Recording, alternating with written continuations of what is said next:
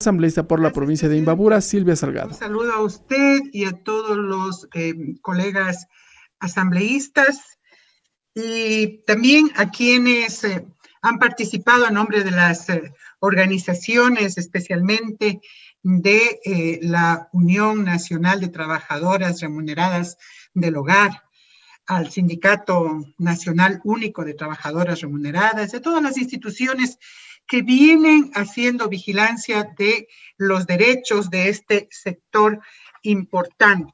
Yo quería, presidente, sin embargo, de lo dicho y estar muy de acuerdo con lo que acaba de expresar la compañera presidenta de la Comisión de los Trabajadores y, ¿por qué no?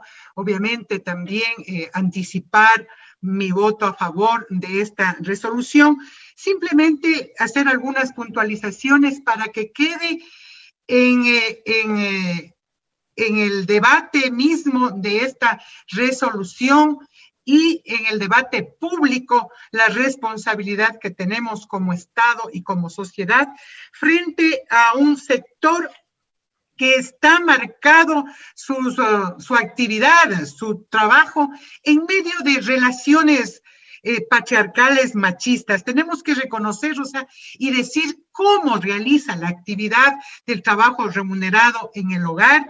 Miles de mujeres, mayormente mujeres, y hombres también, pero mayormente mujeres, en medio de esas relaciones machistas, patriarcales, en medio de inclusive de un ambiente y de escenarios de violencia de género que aquí ya nos han dado cifras y que dan cuenta de que 74 de cada 100 mujeres trabajadoras remuneradas del hogar han sido violentadas en su intimidad, han sido objeto y víctimas de abuso, de acoso sexual en su entorno del trabajo. Por lo tanto, o sea, tenemos que hacer conciencia de que esa actividad que para nosotros debería tener igual condiciones de dignidad, de reconocimiento salarial, se desarrolla en condiciones mucho más vulnerables y difíciles y son propensas y son realmente vulnerables a la violación de sus derechos.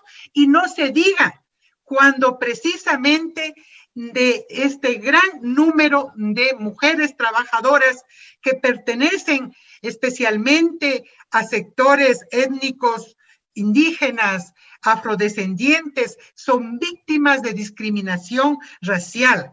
Aquí ya se ha dicho, no se puede desconocer también la presencia de migrantes forzadas a realizar este tipo de actividades cuando buscan una inserción laboral y no encuentran otra manera que el trabajo doméstico sin las garantías de una estabilidad ni de protección social. En definitiva, en una sociedad xenofóbica, racista, con violencia de género, machista, es importante entender lo que significa este compromiso al declarar el 30 de marzo Día de la Mujer Trabajadora Remunerada del Hogar. Eso es imperioso en este momento y a propósito de este tema, decirlo. Señor presidente, la vinculación precisamente de las mujeres al mercado laboral en esta actividad no expresa lastimosamente condiciones de regularización, por ejemplo, y de un trabajo decente que se advertía acá. Hay un subregistro, aquí se nos ha dado un número referente antes de la pandemia y después de la pandemia. Esas fueron las razones para que personalmente, cuando se debatía en esta asamblea la ley de ayuda humanitaria, habíamos propuesto una disposición transitoria novena, que era el reconocimiento de las trabajadoras remuneradas del hogar, en la medida en que sea el Ministerio del Trabajo el que garantice los derechos laborales y que precisamente se regularice los contratos, pero que también se precautelen los que estaban registrados y regularizados. Pero eso no hubo realmente oídos receptivos, ni en la propia Asamblea Nacional. Peor aún, en el ente rector de los derechos laborales como es el Ministerio del Trabajo. Eso es lo que nos preocupa y por eso es que esta resolución no puede simplemente quedar en una simple declaratoria. Yo propongo a Karina Arteaga para que dentro de las resoluciones también se incluya el compromiso de que el Ministerio del Trabajo, el Ministerio de Rector de los Derechos Laborales, cada año, a propósito precisamente de esta declaratoria, vaya dando cuentas a la Asamblea Nacional, a la Comisión Especializada, especialmente de estos indicadores que den cuenta que la política pública está superando.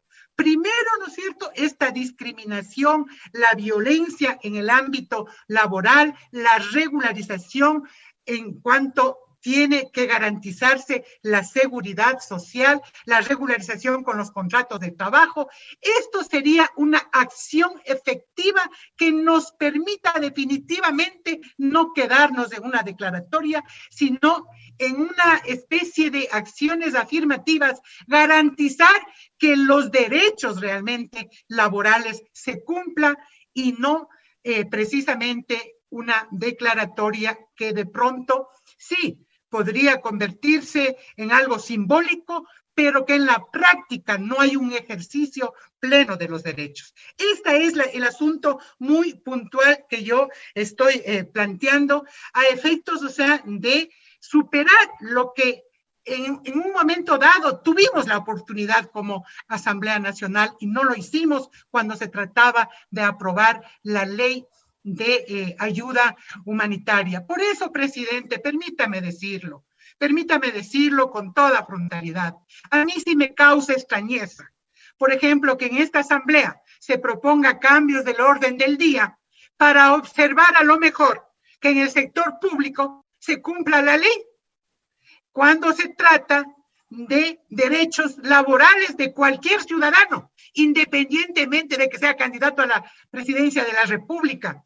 Porque aquí en este país, mientras exista una constitución, instrumentos internacionales, que muchas veces damos el voto y adherimos, pero que al momento de cumplirlos realmente nos hacemos de la vista gorda, yo creo que es absurdo que esta asamblea no haya aprobado una resolución para advertir que se ha cumplido con la ley.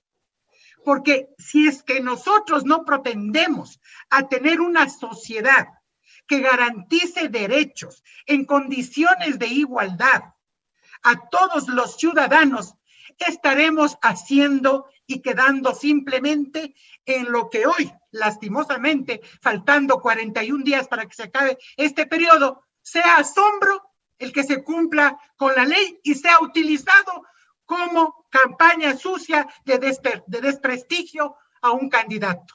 Realmente eso es un asombro. Ratifico, presidente, mi apoyo a esta resolución y para que las condiciones de este país de respeto a los derechos y el ejercicio de los derechos se cumplan, no siempre tiene que quedarse en declaratorias, sino en demostración con voluntad política, con coherencia política cuando se aprueban las leyes. Porque cuando se trata de defender los derechos hay que hacerlo con entereza y no simplemente con declaratorias. Muchísimas gracias, presidente. Allí la intervención de la asambleísta por Imbabura, Silvia Salgado, en el debate sobre esta resolución. Tiene la palabra la asambleísta Liliana Durán.